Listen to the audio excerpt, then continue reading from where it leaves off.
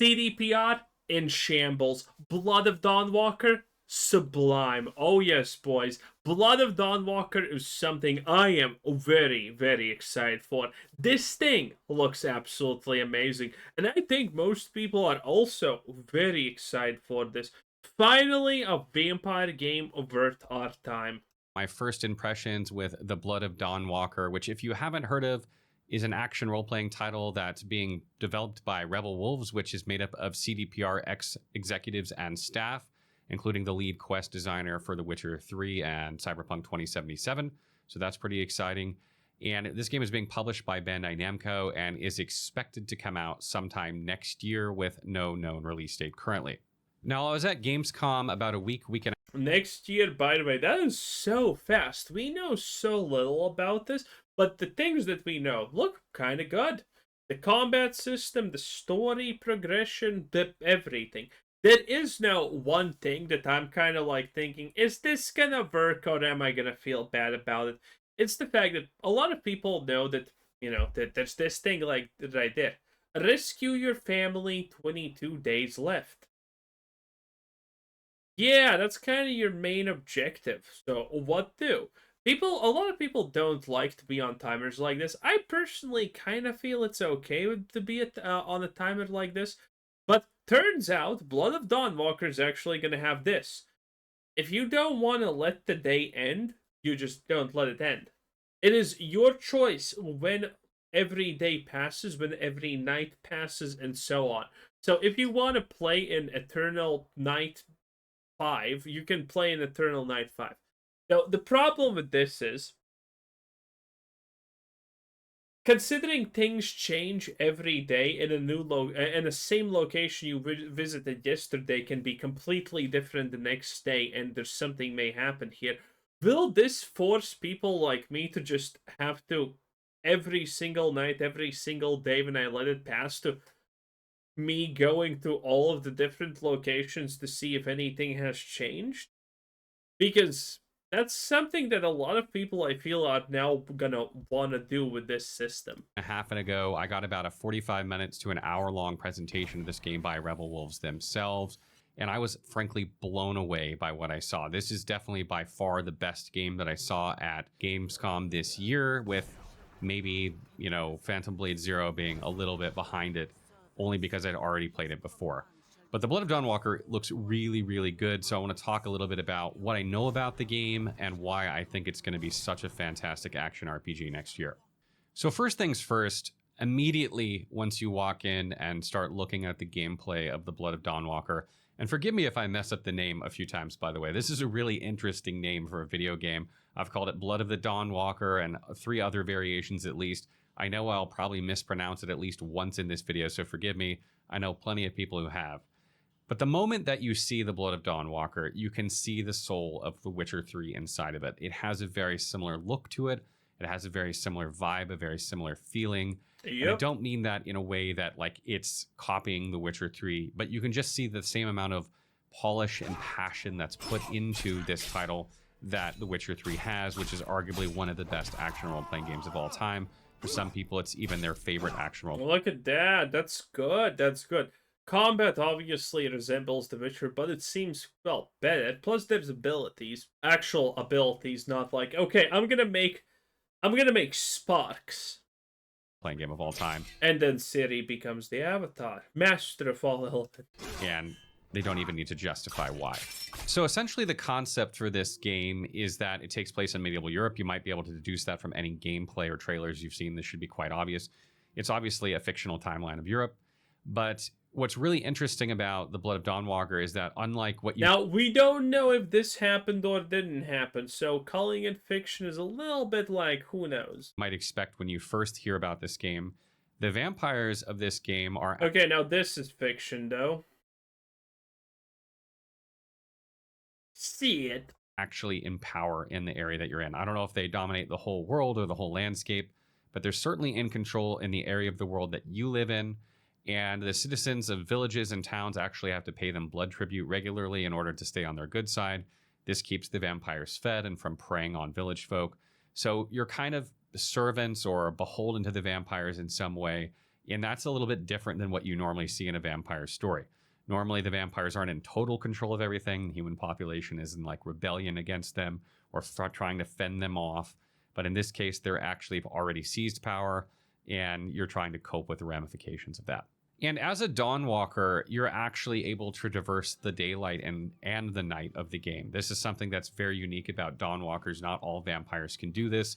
The mark of a Dawnwalker in this game seems to be the two different colored eyes, which you'll see in promotional artwork and any close-ups you see of Cohen. You'll see that he has two different colored eyes.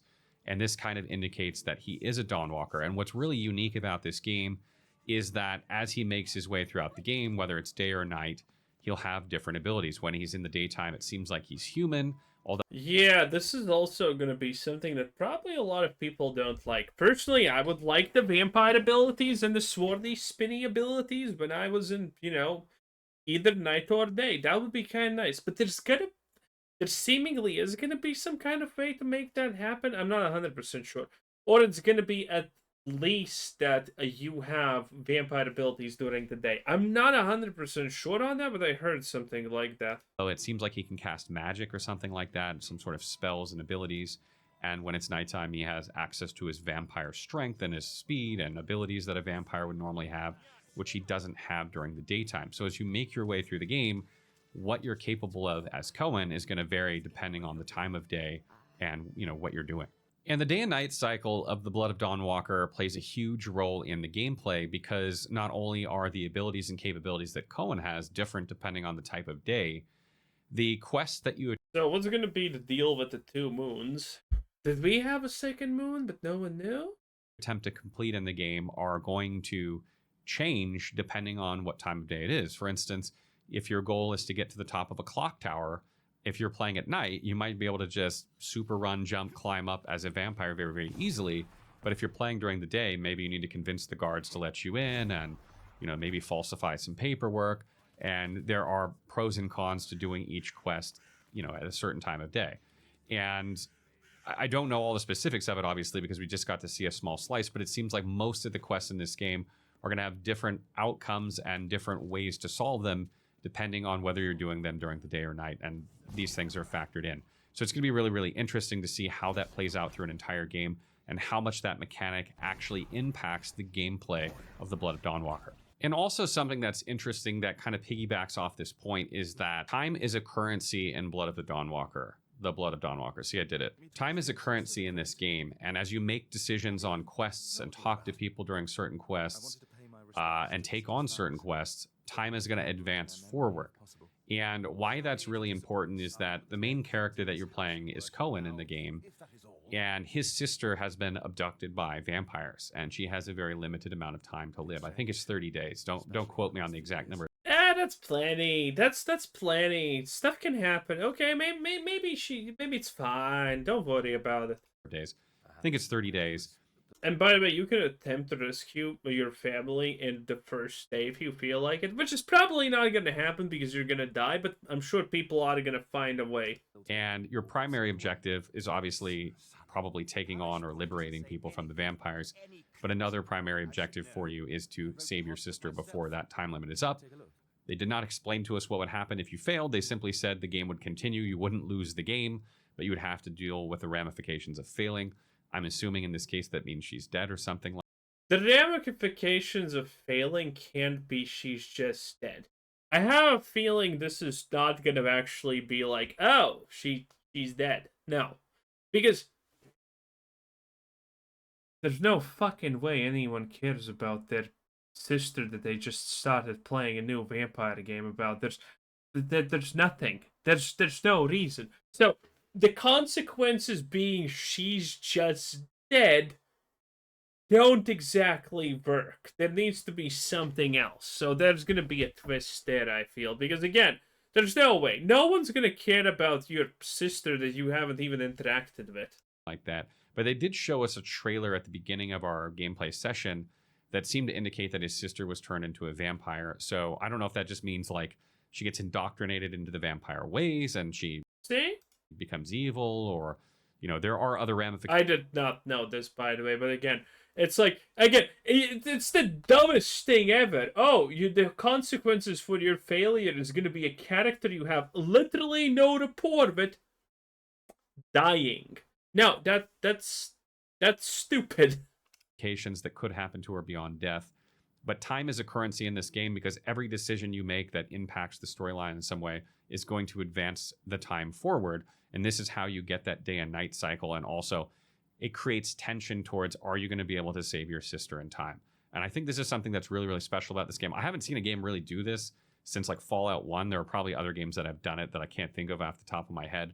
But I know a lot of people, when they first heard about the time mechanic, were thinking, oh, this is going to really suck. If Yeah, this is something not a lot of games do. I fail the time, then I fail the game. You don't fail the game. That's not true. You just have to deal with the ramifications of that, which we don't know exactly what they are currently. It may be that, you know, something bad happens to your sister and you can still recover from that. It may not. I don't know. Maybe that depends on the decisions that you make throughout the game. But I do want to see how this plays out in practice. It sounds interesting to me. Listen, in practice, when you were taking over Diaz's turf and he got wind of it and he caught Sunny, the quest that you had to save Sunny had more fucking emotional impact, because getting to the junkyard back then was at the right time before he died was actually kind of a little bit time constraining. That quest was not easy, okay? That quest was not easy at that time period of my life, okay? So even Sunny dying at the junkyard, if you fail, well, the game ends and you need to restart. You can't technically fail. So even that has more moral consequences than, oh, my sister's dead now. Well, whoopity boopity. Guess it's fine. I like the idea of creating tension via the time mechanic, making your decisions really weightful, because it's not only about what you want to do, but how much time you're going to sacrifice in order to do it. And also, moving the time forward changes. Bro, there's so much beard physics here. I wish they put a little bit of this jiggle beard physics in the boobs. Not gonna lie. The day from night or night to day, so it's advancing the gameplay elements simultaneously, which is pretty cool. And talking a little bit about the combat of the game, as we know, the Dawnwalker will have some sort of vampire powers. I don't know exactly what the extent of those are. We'll have to see. We only got shown a very small sliver of the vampire powers in the game. I think this is something that they're keeping under wraps for now. They don't want to play their whole hand yet. But the sword combat, the fighting, like humanish type combat, they did showcase against a boss. It looked very Witcher 3-esque to me in the sense that you would dodge and then block and then attack. You could parry and things like that. The camera angle looked very Witcher-esque to me in like the sense of the way that it revolved around your character. But they also did mention that there would be another, or at least one more camera setting that affects combat, so you can change it if you don't like it. Oh yeah, people were talking about the camera settings, and true, I didn't necessarily like them also, but I did not actually necessarily hate them. So I was kind of fine, but yeah, the camera settings definitely need some work. Obviously, it would be better if it had work, and seemingly they listened and they changed it.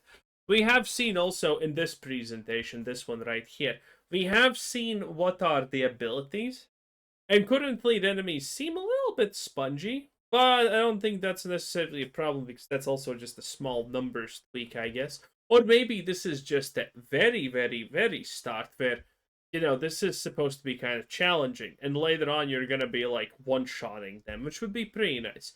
Vampire Power Fantasies, again, I'm currently so drooling about the idea of prototype, but vampire. Infamous Second Son. Oh, vampire, you know what I'm saying? I don't know if there are going to be other ones or not, but I did get a really big Witcher 3 feeling from the combat so far. It did look a little bit improved over The Witcher 3. I'm not a huge fan of The Witcher 3's combat.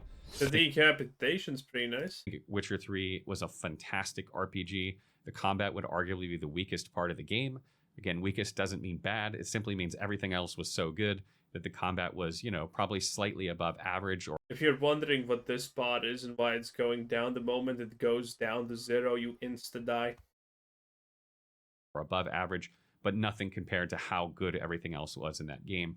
So I definitely think that the combat is one of those things I'm keeping an eye on in this game, and I want to make sure it's even better than what I've seen so far in the demo. And the reason that I think this game is probably the best show at Gamescom so far comes down to the level of polish that this game had in its presentation. Admittedly, I've seen this before with Cyberpunk 2077. Their presentations were absolutely incredible, and what we got was something different. So it makes me a little bit hesitant, but at the same time, I'm super hopeful for this game. This is a group of people that broke off from CDPR, and hopefully that means they're the people that didn't like the way things were going with that, and they're trying to create something new over here. The level of polish of this game is absolutely staggering. It was the best looking game at Gamescom visually. The vibe of the game was amazing. The audio of the game was incredible. The art direction of the game Vibes immaculate. was incredible. And the gameplay itself just looked really fun, and the decisions looked really meaningful. So everything I saw, including, all the other fantastic games at Gamescom, Phantom Blade Zero, Crimson Desert, which I still have to do a video on. I played that again, which is still really good.